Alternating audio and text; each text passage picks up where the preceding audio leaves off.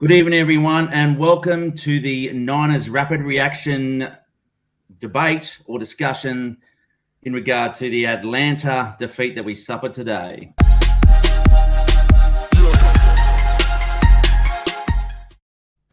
How'd you like the little intro, boys? All right? Stepping up. Very Stepping it up, getting the production value happening. So, as I said, we've got Jono, we got Rod, we got Scott, the usual suspects, to unravel, vent our thoughts on what was a very disappointing loss today to the Atlanta Falcons. The Falcons 49ed the 49ers. They used very similar structures, patterns, schemes to us, and they just ran that ball down our throat, and it's something that I thought that we should have done. Before I kick off, I'll just say hello to Jono, Rod, and Scott. How are you, boys? Just a couple of thoughts before we begin. Jono, you go first. I don't know where to start. I'm just a little bit flat, a little bit bemused as to what transpired this morning for us here in Australia.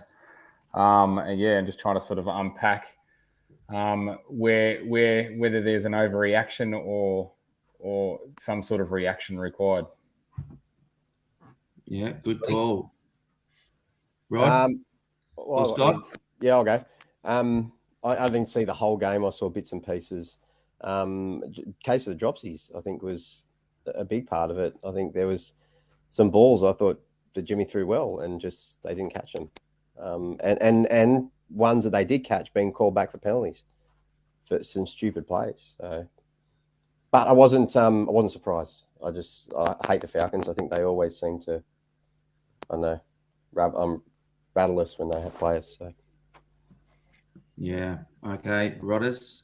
Yeah, pretty disappointing morning. As Jono said, we got up early, pretty excited, pretty pumped up that we were going to win those two games on the road. And I'm not sure whether it was complacency or not, thinking about the Chiefs next week or what it was, like injuries to key players at the wrong time. Once again, I mean, I know we're going to talk about injuries later on, but things seem to happen on the field when our key players are off the field. And the big thing, I think, is that, you said it yourself, Pete, that they play a very similar brand of football to us. And it's almost like their game plan that they had this morning, the way they executed it is what, if we had done that, we would have won. And we were very capable of doing that. It was almost like the coaches swapped sheets. And, we had their game plan and they had our game plan. So it didn't go according to plan. Great insight, mate. I can really concur with that. And yeah, we were pumped. Like last night, you texted me at like 10:30. We should be in bed. We're usually in bed. I'm in bed by 8:30 with a couple of sleeping tablets, trying to get to sleep, so I can get up nice and early. And and then I'm texting back, and we're pumped because for people in Australia who don't love the NFL. It's one of those games that, or it was one of those sports that really gets you in a up mood. So anyway, let's get onto the show and talk about some of the things that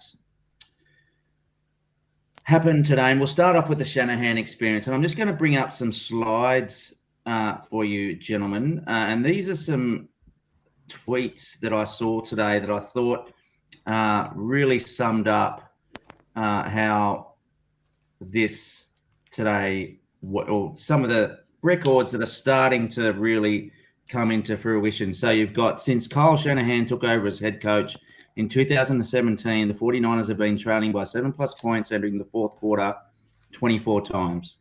They've won zero times in those instances. Largest after three-quarter deficit they have overcome, 4 points, which was in 2019 versus the Rams. I'll go on to the next one. Anyway, if anyone wants to jump in as I go through these. So that was the first one is obviously why we can't come from behind. And I think, we'll go into why we think that is. And then that 8-minute drive that he inexplicably thought that we didn't have to hurry on. We went down, it took 8 minutes and we didn't get any points. It encapsulates the Kyle Shanahan experience. And I'm not saying sack him.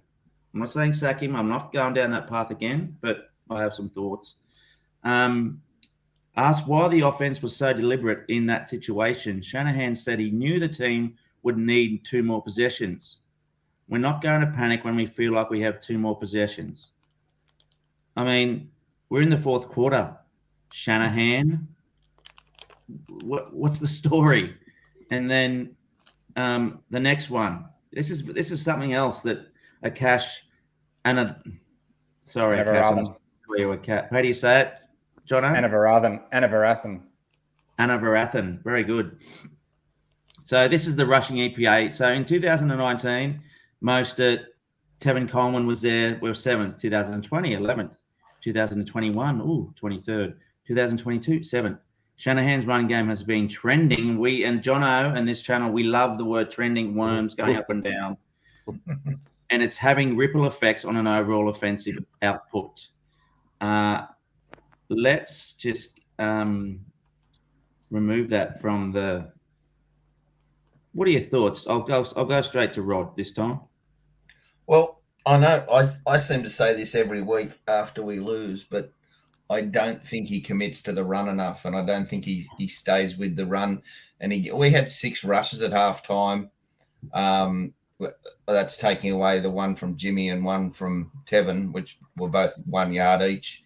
So basically, he rushed JWJ 6 times. Like, that's not our style of football. That's not our brand of football. When you compare with what Atlanta had over the course of the day, I think 39 rushes they had across the day, and each, like Mariota, 50 yards. And we talked about his legs on the preview show, and both of their running backs 50 yards, 15, 16 rushes each. Like, and we just go away from it. We just abandon it too early. Yeah, agree. Scotty? I was just writing something down while I thought about it. Here's a different sort of perspective. Is he scared to use the run game too much based on the injuries we've had? I think it's a valid question. We all know that Kyle can run away a bit scared, and he likes to move away from something if it doesn't work straight up. Is he thinking our stocks are that low that we need to protect what we've got? And if that means throwing the ball more, then that's what they're going to do. So that's just a different thought on it. What do you think, boys? That's David Lombardi. I think it was David Lombardi who tweeted today. It was something that resonated with me. Was that I don't think we know what our identity is. Now, there was a similar sort of feeling last year where we didn't kind of know who we were or what we were actually trying to do, and it took Kyle a fair bit of time to figure out what it is that we need to do. But yeah, like you can't just go away from the run when things aren't quite going your way, and ultimately, what the saddest thing for me was, I think, was when I was watching the Falcons play, and I was thinking, this is the Trey Lance playbook. This is exactly how you would like to bring Trey Lance into his career in the NFL, is what you would. That's what I expected to see in the first 4 weeks of Trey Lance was not putting him in a lot of passing situations that he didn't need to be in. So he was throwing the ball sort of 12, 13, 14 times and just being able to run the ball. And whether that be through him or being how he was using Mariota. Like there was a number of times there where Mariota was either able just to scramble and get free, or he had read options going, where he's sitting there in shotgun and he's just watching the running. His running back coming across and he's just watching the edge defender or the cornerback who's crashing in. Like, to be honest with you, like as a cornerback, you're not going to affect the run game. You're not going to stop the run game. So I couldn't understand it from the defense. I know we're talking about the Shanahan experience, but I thought the whole experience was just a little bit perplexing to me, just watching cornerbacks try to crash in on running backs. And what they were doing was giving up explosive plays, allowing Mariota to get outside and use his legs, which is how I expected Trey Lance to be used. So it was very, very strange to watch that unfold today, and just sort of sit there and go far out. Like this is just It was a bit of a nightmare, really. Yeah. Absolute nightmare. This is one thing that I had a back and forth today on Twitter with Jack Hammer, NFL. I don't know if you know him on Twitter. He writes for the Santa Rosa Press Democrat. That's the paper that gave Lowell Cone and Grant Cone their starts. And my beef with Shanahan, especially, I'm going to show you the clip too. I'm going to show you the clip, and then I'm going to show you the play that he's referring to. And for me, he throws D'Amico under the bus, right? He's not going to, as reading between the lines, he's given up his defense as a reason why we lost the game. And if you watch the whole press conference, and even David Lombardi, who carries the water for Shanahan, who's a beat reporter, who I respect because, he stands by what he believes in, and he's quite, he doesn't hide the fact that he likes Jimmy and he likes Kyle. So good luck to him. But he called him out on it today via Twitter. I asked him on YouTube, mate, just ask him why he did these things, and he didn't ask him in a way that I thought. And I'm not the person, but anyway, look, let's get to the clip. I'll just bring this in. And let me know if you saw this and what you think of what he says here. I'll just make it full screen. Thought we did a good job getting right back, but I thought the biggest play in that game was in the second quarter, that 3rd and 13. We finally got him in a long 3rd down, and I don't know what happened, but got free in the middle, and Mariota was allowed to scramble for the 1st down, and then they ended up getting 7-point lead to go in at halftime. Our chances to come out and answer right away, but when you put yourself in that hole and you can't overcome some drops that we missed, I thought we had a big chance in the second play of the half. The next series up, I thought we had a big chance. I believe that was 2nd and 6 or 2nd and 10. So what I'm alluding to there, gentlemen, is throughout the press conference, he was asked about his offense, and Grant Cone asked him, why do you think that you didn't keep going back to Jeff Wilson? And his answer, I should have it here. I'll try and find it later, but you can check it out. His answer was non-logical. It didn't make sense. It was a rambling sentence that there was words put together, but it didn't explain why. He didn't answer the question. The play that do you know the play that he's referring to? Yeah, and I'm not referring to that play. I thought Mariota made a play. Like he used, like there was about 4 or 5 dogs coming after him, and he made a play, and he came up through the guts of the offensive and defensive line, and like that to me was just it wasn't. And when I'm sort of talking about today, I'm not going to lay blame on the offense or the defense. I just think it was all bad. It was all bad. I mean, you can make excuses for the defense because we had significant players out, and you have to have some. You can't, like, I hate the fact that game's going to sit on this defense's kind of stat sheet for the year, because it wasn't a true reflection of who they are, because they had I think it was something like 6 or 7 starters that didn't start the game. Hufanga blows up in the first play and comes off. Then it was Ebukam was coming on and off with his injury and couldn't continue, kind of thing, throughout the course of the game. Like that's just natural attrition. Like they've I had bigger issues with some of the mistakes that D'Amico made around the play calling on some of the options where Mariota got out. That play was just, to me, Mariota made a play. Yeah. What do you think, Rod? I'll go back to you, John. I've got a problem with the way that because he did not use those words in regard to any of the other offensive things that he was, or the offense. He did talk about a couple of drops there, but like the drops were one thing. Like when you've got Brandon Ayuk, who was pretty well humming along, Debo's in the game, Kittle's in the game, and he saves his 2 biggest plays of the day to chuck a ball to Ray McLeod and Charlie Warner. Yeah. Like, what are you doing? Yeah. Well, like I mean, that's either too cute because you're too arrogant, or it's or I don't or you've lost control of what you're doing. Rod, do you see any depth or merit in what am I looking too deeply into this? Is my Shanahan or my Shana hate blinding me? I think slightly, Pete. Yeah. I had to go against the boss. I want to be back on next Friday. No, I'm not the boss, mate. No, I want it to be robust. Yeah. Look, I think, like there's obviously a lot of disappointment in how we're feeling right now. And, we'll wake up tomorrow and it'll be a new day and we'll be looking forward to the Chiefs. But look, I think there are so many factors that went into losing that game. From both sides of the football, the drops, the injuries to the D, Shanahan's play calling, going away from the run.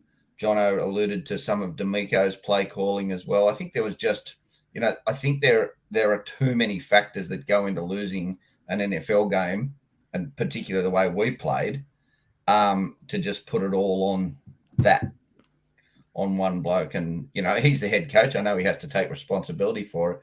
But at the end of the day, that's, we talk about this in the NRL all the time. The coach isn't out there missing tackles, dropping balls. And like this time last week, we were up and about and we were pumped and excited about our season and we'd, got the win. Next week we'll come out, we play the Chiefs. Scotty's alluded to it before. We seem to be able to win big games. And like the games like the Broncos, the Bears, the Falcons, teams that we should take care of business every day of the week. We're just letting them slide and leaving those points in the bank, which is a problem.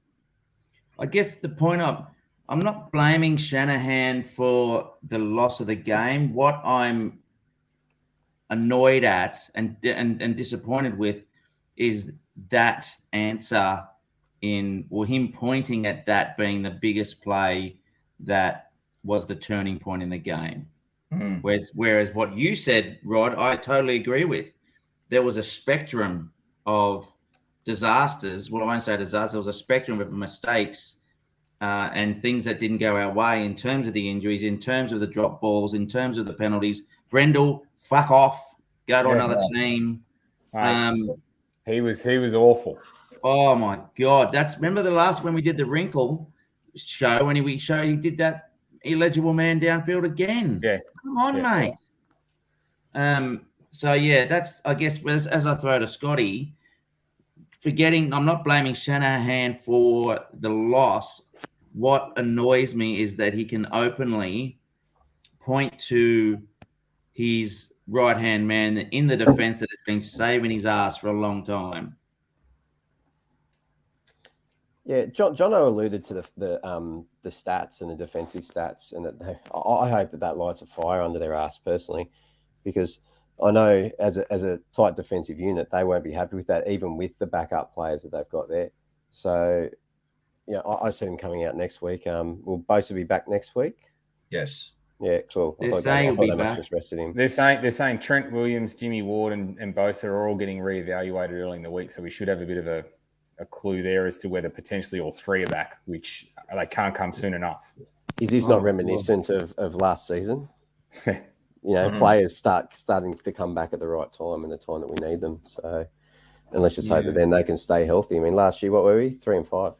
3-5. Yeah, and then went on a run. So there's nothing to say. If we can get into the bye 4-4, like it'll be like I think that's a win at this point, and then get healthy.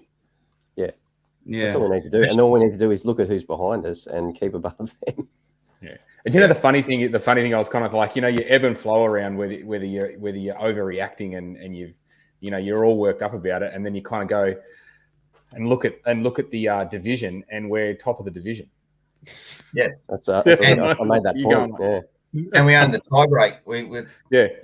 We got a double tiebreak on the others. Yeah. So and they're falling in the heat. We're becoming the new NFC East. Yeah. We are. Yes. I watched the most of the Seahawks Cardinals game today, and they were trying to invent ways to lose. They were, both of them were trying to invent ways to lose.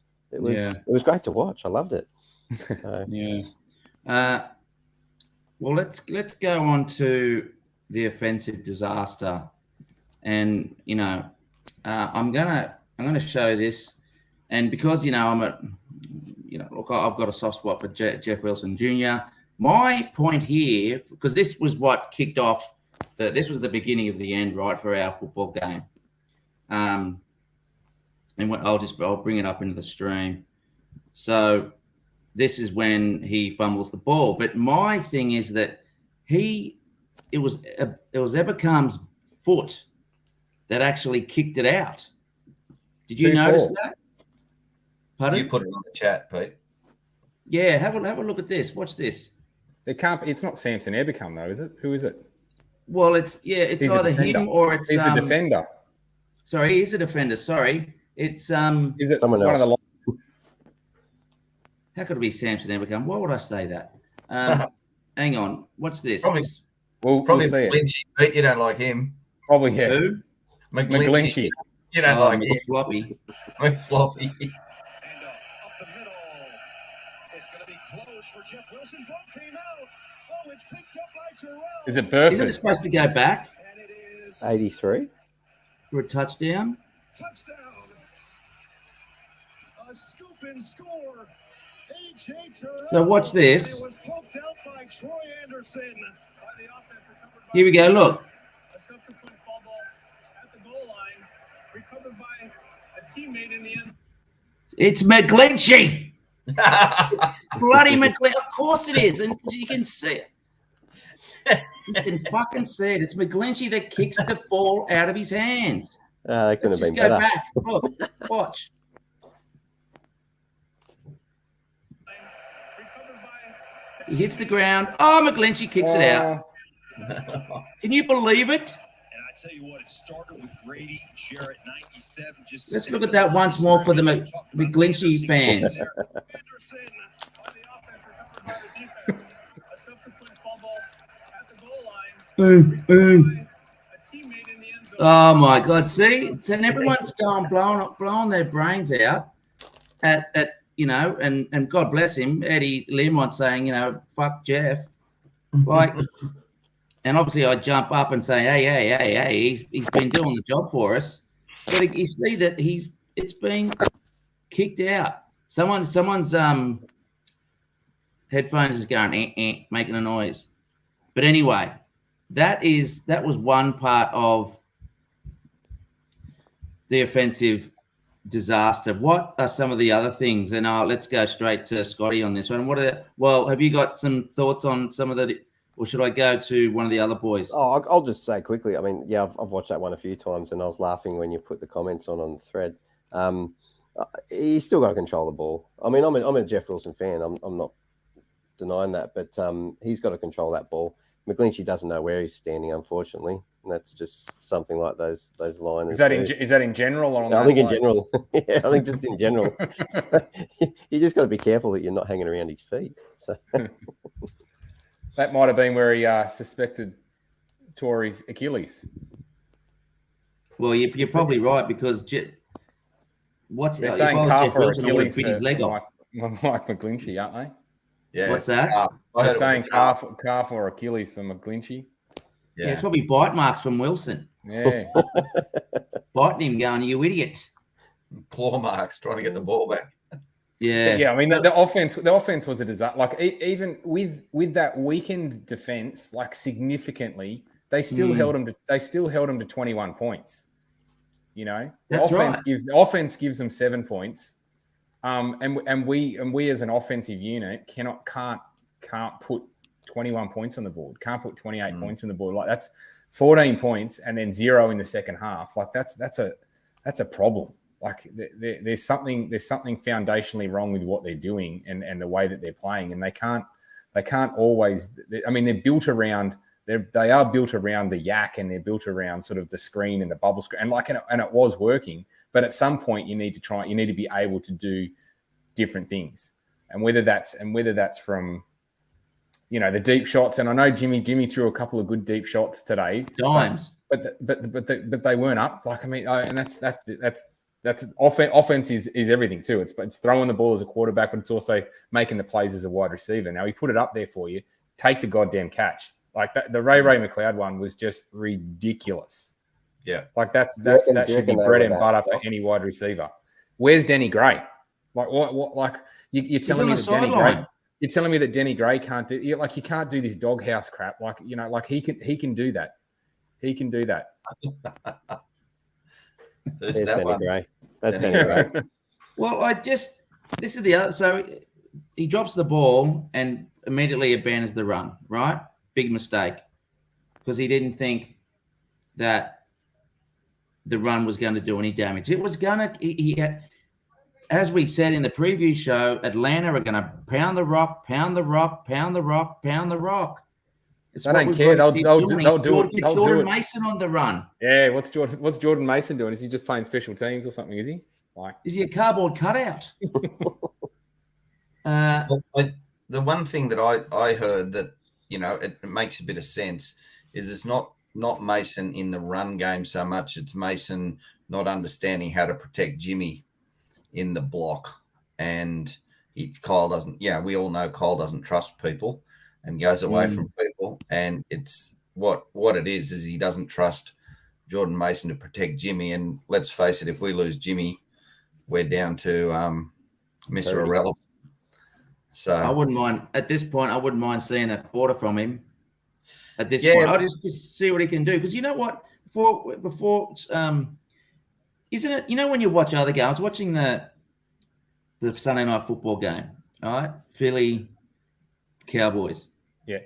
And you just see blokes getting open and the ball just going to them. I'm just like, why can't we do that? Why does Kyle can Kyle not? Because the protection for Jimmy today was good. He had 5 seconds at some instances. Read, too long. Covered. He had too long. He had too long. Yeah. That's his problem. Yeah. So but we still saw Jimmy do Jimmy things like that. That's like the game's all about can you limit your turnovers? Like we fumble one and he gets 2 interceptions. I know the first one was probably just a throwaway. Throwaway. I'm not really concerned about Absolute that. Hail Mary. But the second one, he sailed it high again. That's what he does. Like that should have just hit Debo straight in the chest. But Debo's up high and it just tips off the hands and we got an interception in their hands, and it's like far out. It was the same play that Debo caught against the Panthers? Against the Rams. Against the Rams to make that long run. Yeah. It was the same play, but this time he just threw it too high. Yeah. And Debo was just lucky enough to time his jump properly. But we shouldn't be relying on Jimmy. Like, I mean, we all know what the limitations are. I like Jimmy. I always have. But we all know what his limitations are. The fact that we are relying on him to throw for over 200 yards and pass the ball as often as he had to do today to win us the game, it needs to come back to what we are, what Jono said before about our identity as a football team. And we're a run-first team with Jimmy throwing 14, 15 passes. That'd be great. But, it's not working. Remember last year when he discovered that, the wide back of Deebo Samuel, that's when we found our identity. He's got to find something else, because he started to put Deebo in the backfield. Deebo did nothing because they knew, okay, Debo's in the backfield. He's going to go to him. Boom, let's just stack it. Bring the linebackers up and we'll build him. What can you see a way out of this particular scheme that is because Twitter is full of, he's not the genius, fire him and all. I'm not saying fire him and all that sort of thing. People are saying, which I think is not a bad idea, let him see out the season. D'Amico, head coach, trade Kyle for how many? I mean, people would be jumping at him. And keep D'Amico in the building. But can he get us out of this? He did it last year, and he usually does. So what do we think? What is the new wrinkle? What is it going to be? Is it when Mitchell gets back? Is it when the defense gets healthier? Are we overreacting because everyone's so depleted? I think it is, but you think about our O-line as well, and your O-line creates the run. We've all talked about how good Burford and Banks have been playing, and we're getting great production out of two guys we didn't really expect to get anything or as much from this year. But then, you put Williams back in there next week, and he's basically the captain of the O-line, isn't he? He's the captain of the offense. He leads them out. So, and they've got to work as a team. We've already talked about the centre. Is it Brendel? Oh, Brent, he shouldn't be on the team. He should be on the practice squad for the Dallas Oilers, who are playing in the reserve grade. Can Brunskill play centre? Can he? Yeah. He's a player. Yes. Like, I don't know what we're doing. Because they're coming, I mean, not that they're going to play each other, but the Chiefs have got that Creed Humphrey, and he's an absolute beast of a centre. Oh. So, So it was a good game to watch today. It was a good game to watch, the Chiefs and the Bills. Yeah, it was. Bills was good. Yeah. Rod, I think that's something there too. I think if they can get everyone back and healthy on that offensive line, that potentially, it is time to say goodbye to Jake Brendel and get Daniel Brunskill in there taking snaps. Just to shore up that, because it's been far too many times that they're calling out 64. I think he's 64, isn't he? 64 every time. 3 penalties in a row today. Yeah, in a row. Bang, bang, bang. It's just you must have been shaking your head in there going, what have I done? Like, it's almost like he's out of his depth so he has to give away the penalty. There was that one he got rolled right over and he got caught for holding. He was on his back. Yeah. It was probably a rough penalty because he got eaten. He got folded in half. Yeah. I think the bloke tripped on him and that through the flag. Suarez said they always call that for a holding when someone's just going down like that and you grabbing on for anything, grabbing on for air. Yeah. Mm-hmm. Well, he had his cleat in his chest. Yeah. Anything else before we move on to the injuries, boys? Well, with the wide receivers and the passes going to ground, do you reckon they were just that shocked that they were going on hitting the mark? I reckon they might have been. Oh, the plays were called, so they wouldn't be running down there for nothing. But maybe they were thinking, shit, it is coming. Reaching to the left, reaching to the right. No, they all came straight. So, Well, Charlie Warner was like this, and it just went pop. Sorry. I think the intercept that Debo missed, I think that should have been caught too. Personally, I think he should have had that. I know it was high, but I still think he should have had that ball. So, I guess your argument is you're a top quality wide receiver, so take it. Yeah. That's what you paid for. Yeah. Mm-hmm. On the positive side, BA should have had him for any time bloody touchdown because I think he saved my Supercoach team this week. Yeah, we got Udicus, what's his name? The guy. Oh, yeah. I could do whatever his name is. Yeah. Yeah, we'll talk about that in best bets. But anyway, so this is something that we've talked about before, right? A fix for the injuries. They've got to get battle hardened. They've got to have an off season. There is if I was Des Hasler, I would say NFL 49ers, I will get you ready. I'll get you battle hardened for a season. And I would get, you've got to go through, and I put them through tackle practice the same way. They are not, as someone said today, they're playing their preseason in weeks 1, 2, and 3. And look where the injuries come. That's what I think the fix is. I think it's simple. I think they've just got to do a way heavier, harder off season, and so the callus, the NFL clash callus is built so that they are able to take the hits in a real game situation. Don't they have all the agreements, all the trade agreements in place and the workplace limit. Yeah, it's with the NFL Players Association about how many what they can do, how many days in pads they can do, how many consecutive days, what's their time. How many hours? I do take your point though. I would like to be over at training camp and actually see how physical it actually gets before they go, okay, that's enough. And yeah, because I don't know, I couldn't give a fix for the injuries, but there's something. I think there was a tweet out where they ranked all the teams from 1 to 32 of injuries, and we're like, we're obviously 32nd. And just but you know that, and it seems the to be NFLPA.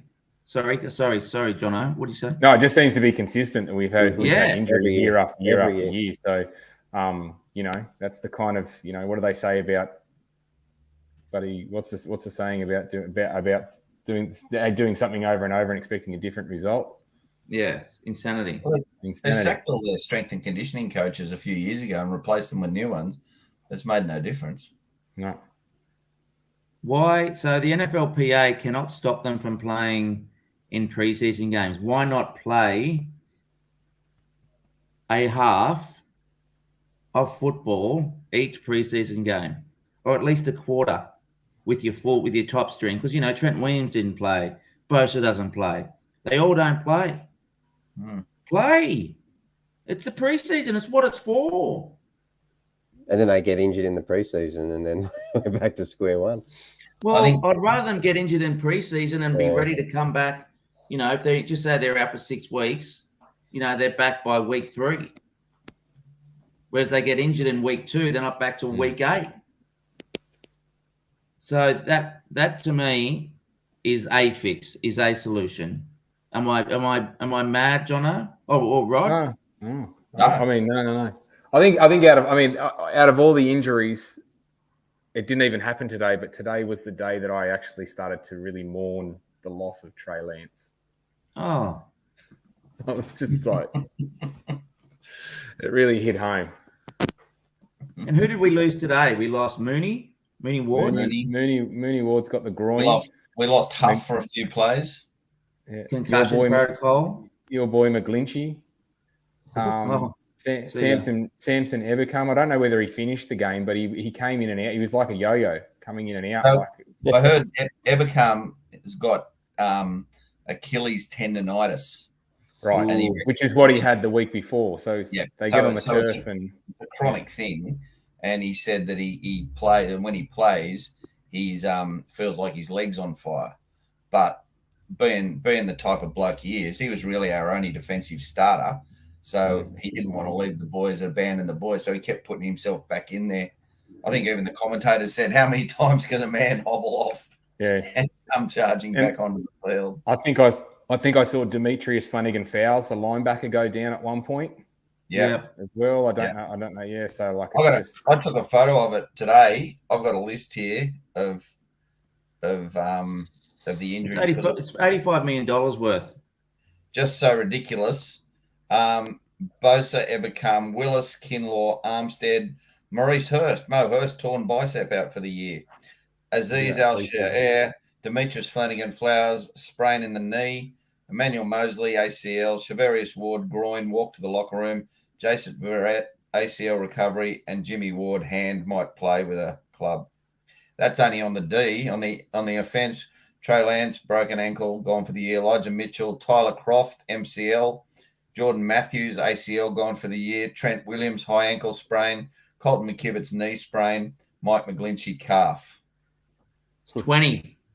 That's just ridiculous, isn't it? And most of those, obviously Tyler Croft and Colton, you don't want starting, but a lot of those boys are starters. Yeah, we've got a couple of viewers. If you've got any suggestions, guys, please put them in the comments. We'd love to hear what you've got to say, so that you can be part of the show. Please feel free to add a comment on YouTube, and we can put it up on the screen. Before we go on to next week, who are we trading for? Because we are doing something at the trade deadline. We have to. I would have liked. I don't like. I mean, Christian McCaffrey is a luxury trade, and I wouldn't mind seeing that happen. But I know that it's not going to happen. I'm hearing that Panthers are not entertaining any kind of offer unless it's multiple ones. Now, you're not giving up multiple ones for a running back. It's just not happening. So they should probably look to the trenches, in my opinion, and just start looking at, like, can we get a centre?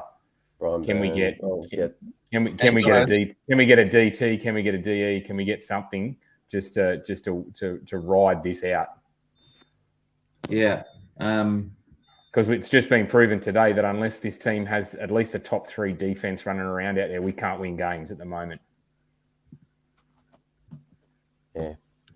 Hang on a sec. I've got who have I got? Got some ideas on who we should train. When's the trade deadline? Is it week 8? 1st of December. I don't think I've got it. But there's a guy from Washington, De'Aaron Payne, the defensive tackle. Yeah, fantastic. Washington should be on a fire sale. Yep, exactly. Obviously, there's Brian Burns. It's Brian Burns. Yep. Yeah. Carolina bloke. Yeah, the Carolina guy. Lived in Bosa's draft class. Is it Garrett? I'm trying to think of his name. Anyway, I think it's OT, DT, DE that we need. We need reinforcements. Would you reckon they might go after? He's available. He's not with anyone, but Sue. Yeah, the defensive tackle. He'd be nasty. He's worth a penalty or two, but like he's a merchant for hire kind of thing. Like you're only getting him for 1 year, but he's on the street, is he? He might. You might get something for him. I'm pretty sure he is. Is it Nadunakum Sue? No, yeah, Nadunakum Sue. Yeah. SUH. Yeah. He's been to a few teams. Do you think that Kyle has built our receivers based on the screen game and based on the short passing? Yeah. Yeah. That's why we've got the That's right. That's why there's some limitation there on what we can do. Yeah. But again, like we go back to, like, if we are pounding that rock and then doing that off the back of it, it works. It works really, really well. All right, boys. Last topic. On to the Chiefs at home. So you already alluded to who was coming back. Remind who was coming back. In a best case scenario, yeah, Trent Williams is back. Who else, Rod? Bosa. Bosa's back. Obviously, you'd like to think. Yep. Trent Williams, Jimmy Ward playing with some sort of cast on his hand. Jason Verrett, if he gets through the week. Not sure about Verrett. Because he pulled up a bit sore after that with the knee. And so I wouldn't mind betting they're going to sort of hang on to him, particularly if Jimmy Ward comes back to boost that secondary. Because was it? Sorry, go on. I was going to say, was it Gibson? It was Gibson who missed that, who just let Mariota stroll in, wasn't it? Today. Yeah. Oh, he got the edge. When he did the play action on the edge, yeah. Yeah. And it was Odom for the first touchdown, and that should have been Huff. Yeah, true. Huff was in the concussion tent. Yeah. Being evaluated, and they had George Odom back there, and he sort of made the play, but he swatted too late. Oh my God. Same as I want to have a look at the Pitts touchdown. Like that was Womack in just, he was just all alone. Whether he thought he had help on the inside from a linebacker or a safety or something, but he just let him, like, you just don't let someone like that get inside of you. Like you want to force him out. So there must have been a breakdown somewhere there, because that was just way too easy for Pitts. So there's a couple of little cracks in the armor that obviously come through when you're down that many troops. What's Pitts 6'4", Drake London 6'5"? Yeah. Bit of spice there too. You know, there was a bit of chirping by the rookie. He was getting a bit. Yeah, he was London, all day. Good on him. What's our confidence level going to the Chiefs? Oh no. I cannot back the 49ers. No, neither can I. Off what I've when seen. You look at, and I think it was Eddie that was saying, Eddie Learmont, if you're out there, mate, George Kittle, he's not as good as Travis Kelce. Is a great. He's TE1 for me. He was brilliant today. He was brilliant. Oh, in a beaten team. In a beaten team, exactly. But look at how coach uses him. They're He's using targets. He's running. Reed, mate. But he's got him in motion all the time. He's got him moving around. You don't know where he's going to pop up. That's right. And we've got George being used as a glorified bloody offensive lineman. Oh, I just laughed. We've got, and I didn't know what you were going to say. Bloody Jimmy, trying to get the ball to him, and I mean, it wasn't a bad little. He did a little Mahomes trick today, a little shovel pass to. Yeah. That was. I didn't actually mind the play where Kittle blocked, and then he just kind of he slides off as though he's lost the block, and then turns and takes the reception for a little bit of a carry. Like, I don't mind that kind of stuff. Like, that's a good way to use him. Because obviously when he's in line, everyone's thinking he's going to block, and if you can just sort of slide out of that and sneak off somewhere, that's a good option. Yeah. Any of the viewers out there, throw a comment in if you think we can beat the Chiefs. If you've got any ideas on how we can fix any injuries, how we can fix our offense just in the last 5 minutes. I think the Chiefs game will be a lot closer than we think, because as Scott has always said, is that we'll put up a big fight, and I think we're like 27-7, like 4. So every time we get beat, we've won 27 times out of 34 times, so 27-7. But I think it's the same. So I think that's the same stat that the Chiefs have as well after they get beat. There's definitely some weaknesses in their squad today. What did you see? I watched mainly the second half, and I watched the last few drives. I think that they're still really lacking in good receivers. With losing Tyreek Hill obviously is a big minus for them. But I just thought that Mahomes still played his typical game, but even he got rattled at the end and threw a pick, which was not like him. But I think they're definitely beatable. I think their defense isn't what it was last year. I think we'll have a crack at home. They'll surprise us again. What's their, because they've got a fantastic left tackle. Is Bosa going to get round him?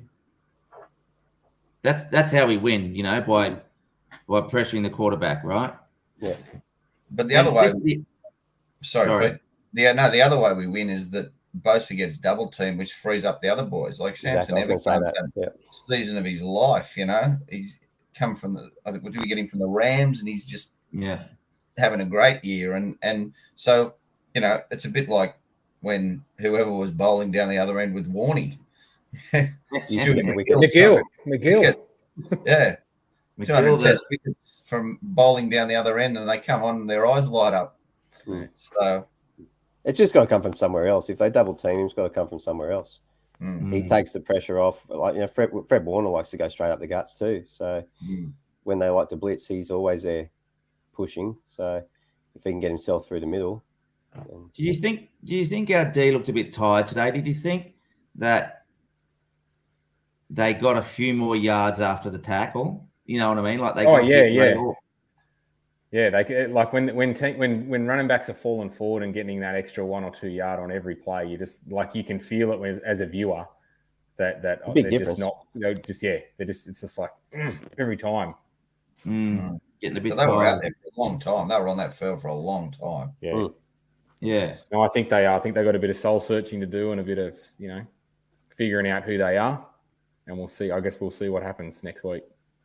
Well, going back to Mariota was pressured 33% of the time. He's thrown 18 passes. That's 6 times. Didn't get that pressure today. No. I mean, who got him for one? Who else got him for one? Drake Jackson got him Drake on a second effort. Yeah. Mariota had taken off, but he got him down. But Mariota had a day out today. He looked like Steve Young today. Didn't he? He didn't miss. Was he perfect with? He missed one completion. Yeah, he missed from 19. Yeah. And we waited to the fourth quarter to miss one. But Yeah. I think we lost our job in contain, like in defense. Have you got his stat line there, Jono? No, I haven't. But no. But if I think it was coming 60 odd yards with his legs. 18 from 18 or 18 from 19. I'll pull it up. Yeah, pull it up. Let's have a look. It was like 18 from 19, like rating of 193. He still didn't get over the 191 yards, Jono. No, I still got that one on the unders. Yeah, Zacchaeus got over his yards. Yeah, he got it on the first play, like on the first series. Yeah. So Mariota was 13 from 14 today with 129 yards and 2 touchdowns. I don't have his rating here, but and then with his legs, he was 6 carries for 50 yards at 8.3, and he's done a touchdown. There you go. So with a run game, an offensive line, and a good D, he's a serviceable quarterback who sounds like someone else we know. Yeah. That's our game plan. And they carried the ball 40 times. Well, that's our game plan. Beautiful. That's all we got to do to win. Robbie Gold didn't play, did he? Yeah. Yes. Oh, he did. Okay, cool. Wasn't sure if he did or didn't. Yeah. Robbie Gold's back. All right. Well, that's it from us here at the Niners DNA team. It's a somber yet slightly optimistic from half the team, sort of going to the Kansas City Chiefs team at home. Hopefully we get some players back. But until next time, thank you to Jono. Thank you to Rod. Thank you for Scott for giving us your time. We'll catch up with you very, very soon. Go Niners, huh? Go Niners.